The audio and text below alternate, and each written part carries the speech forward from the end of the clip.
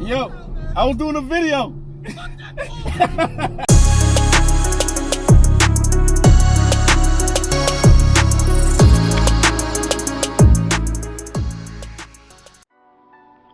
All right, so I'm over at my buddy Javern's house. We're over here trying to install most of this Rennline stuff that I showed you guys from the unboxing.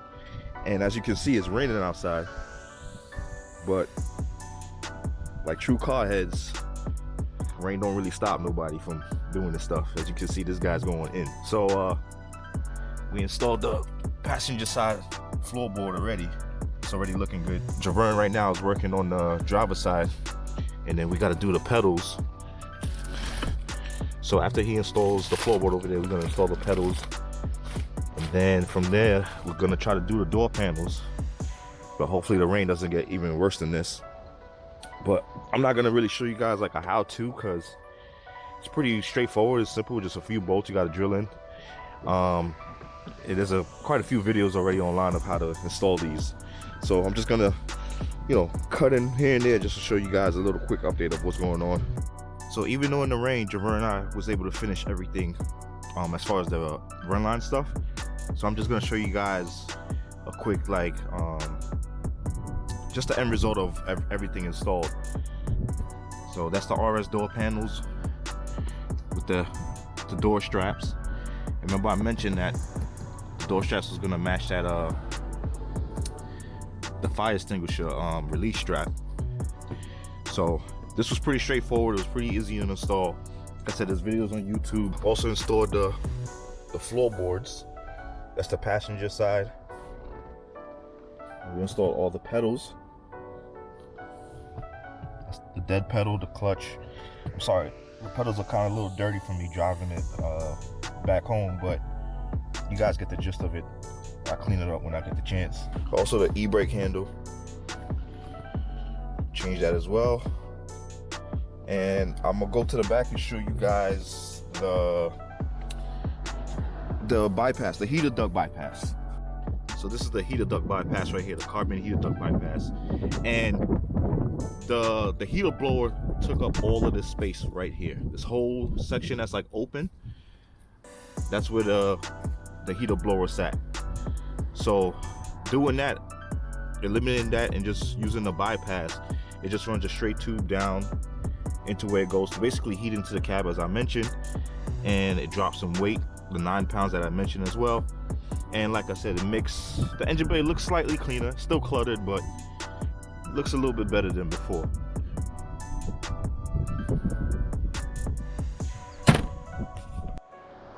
So that's all the stuff installed with the Rennline. You guys tell me what you think, how the car looks.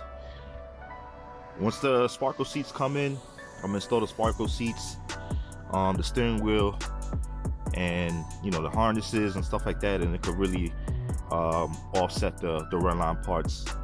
Now we're about to head over to my buddies over at Flawless to install the main component, which is the KW Clubsport. Meet some of my guys over there. They're actually fellow Scrape team members, and they have some pretty sick cars, so hopefully they're there too, so I can show you guys some of their cars. All right, so I got everything loaded up. Had to put it in the back seat because clearly it can't fit in the front. So there it goes. Perfect snug fit for the ride. And I'm also gonna do, that's my front drop links and my rear drop links. So with the front drop links, I went with the original OEM, and for the rear, I went with the Tarot Engineering. So I'm excited to do that. I don't know if you guys remember from one of the previous episodes, when I was at European Auto, remember my drop links were bad up front. The bushings were pretty much gone, so I need to change those. But yeah, so let's head on in and head over.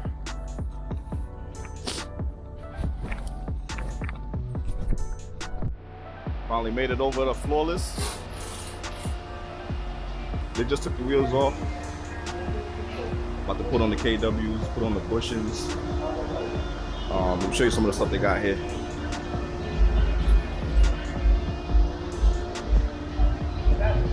Show show you some of my teammates' cars.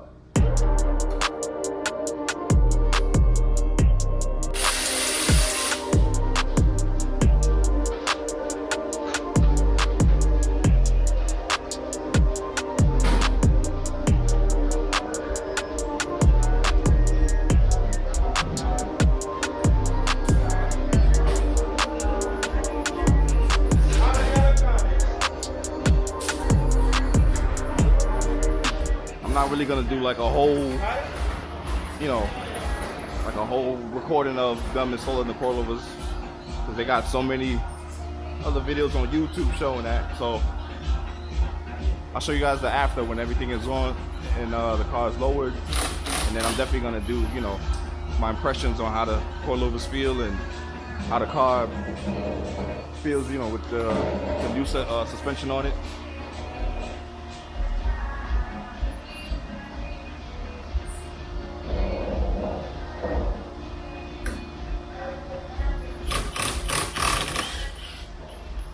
Alright, so give you guys a quick update.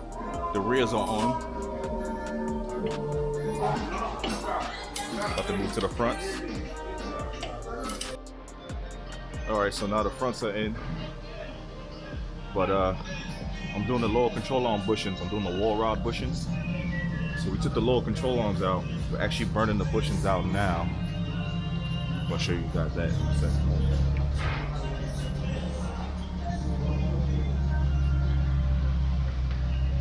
See, that's the bushings right there, but we have to burn out the little metal cylinder parts to put them inside the new bushings. And I got Dahlia doing that right now.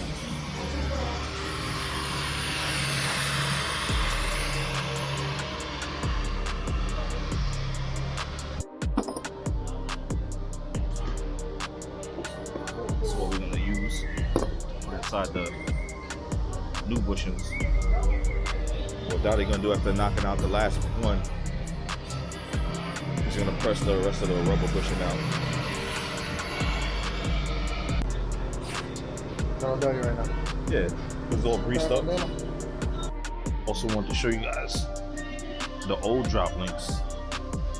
Look at that bushing. Jesus.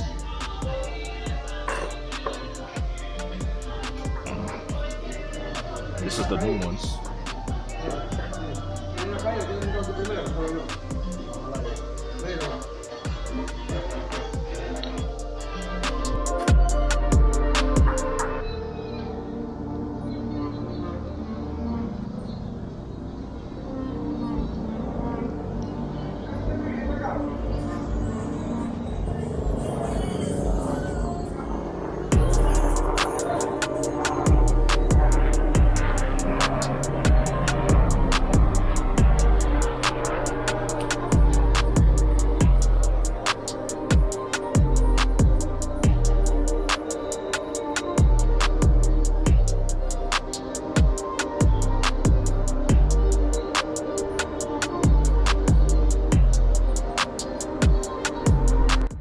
All right, so after everything was done and everything put back on, it was pretty late last night. So we still had to do the height adjustment and also do the alignment on the car.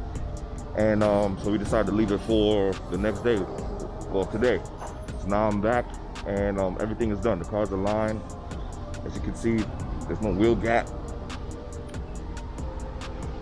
So what I'm gonna do now is take the car out for a drive, and I'll give you guys my impression on how the suspension and everything feels.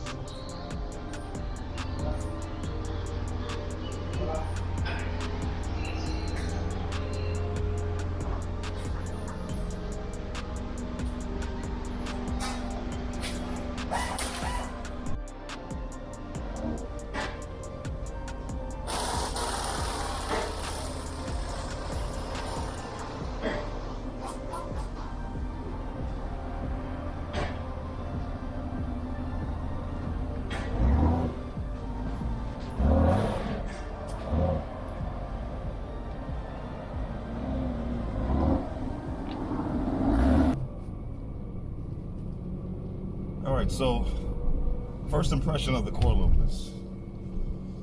You could definitely feel a difference. As far as like steering response, like the car feels a little bit more sharper. Definitely stiffer. Not in a bad way. It just feels like a real, like, kind of like a go-kart, like race car feel. That's what I wanted to achieve. So I'm trying to get on the highway so I could, you know, really kind of step into it to see how the car feels, and see, just to get a gist of the whole feel of it all. As far as the compression and rebound settings, I did the recommended settings that KW suggested in the manual, the instruction manual. So I'm gonna leave it at that for now, until the suspension settles in, and then I'm gonna play around with it and see how I want the compression and the rebound to feel. But otherwise, right now, the settings that it is, it's pretty good. Like, it's a night and day difference from the stock height and the stock struts, the stock suspension or whatever. I really want to do some cornering with this, just to kind of like, I mean, I'm not gonna go crazy, but in general, I love the stance of the car. I love the way it looks now. I'm not a fan of wheel gap, so that was one thing that was bothering me, so I'm happy that I eliminated that. So the car definitely looks better without the wheel gap. You know, that's usually the common mod for the US spec 993s, or just even the air cruisers, that most people did immediately eliminate that wheel gap. Over in Germany, that's not even a thing. The cars over there actually come at a lower height, so they don't really have wheel gap over there. For some reason, with the US specs and, you know, US regulations, they want the cars raised. So that's why they raise them when they before they ship them over here for sale or whatever. But oh, that feels good.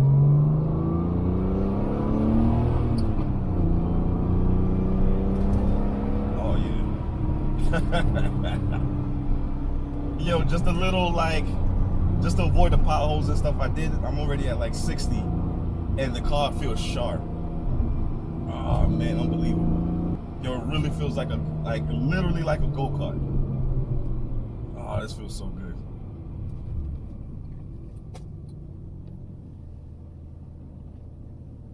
Oh man. I want to get on the highway, but it's like a bit of traffic. I'm still gonna get on there anyway. And also, it's like, when I go into turns, it's like I just point the car where I want to go, gas it, and it's like, it just slingshots into that turn. So it's like, I come off the gas, I just point where I want to go, hit the gas again, and it's just, and it goes. And this car's in great shape. I mean, I'm shocked. Like, for a 25-year-old car. Remember, this car is a 95. And I mean, prior to me doing the suspension, you didn't hear any, like, you know, creaks and, you know, rattling noises, anything loose. And it's like now, even with the suspension lowered, stiffer suspension, you would assume that you would hear those kind of things, but it's like the car is quiet. All I'm hearing is just exhaust. And I'm gonna roll down the window a little bit so I can let you guys hear that, because I'm hoping that I could catch it from the side of the car. But at wide open throttle, the exhaust sounds great.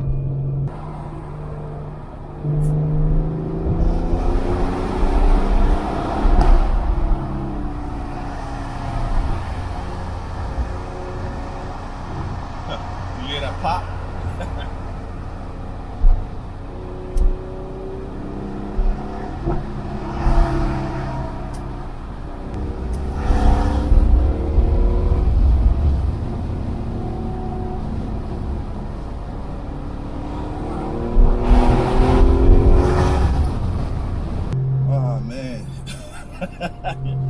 Yo, this car's gonna get me in a lot of trouble, yo.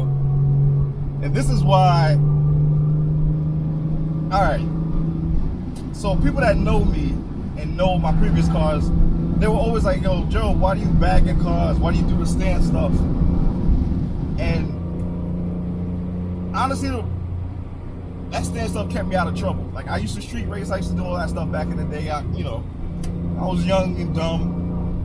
You know, I grew up out of that. Well, I would hope to say I grew up out of that. I don't even, but it's like, you know, now with the speed cameras and all that kind of stuff, and, you know, even just putting other people's lives in danger, you just don't want to do that. So it's like a lot of my buddies were going the fast route, building these fast cars, and I used to build fast cars before, but I was like, you know what, I'm just gonna do the stance thing because I need to calm down. I'd rather just drive slow, look good. And, you know, you get more attention that way. People notice you more when you're not flying by. So it's been a while since I actually, like, built something that was kind of like race car-ish, you know? So even though this car doesn't have a lot of horsepower, it's very nimble, it's very light. And now with the suspension, oh my goodness. It's like,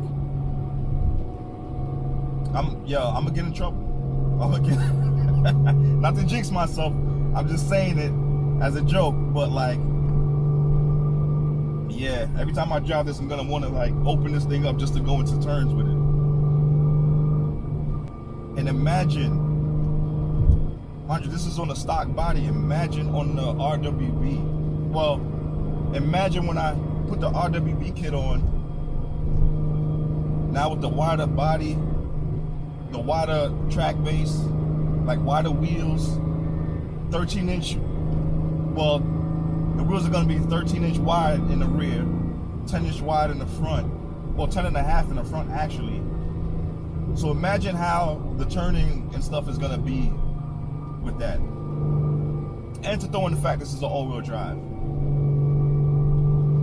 Ah, man, this feels good. I keep saying that, but like, you got to drive this to really understand how like go-kartish this feels. And it's like not a bad go-kart feeling. It's like,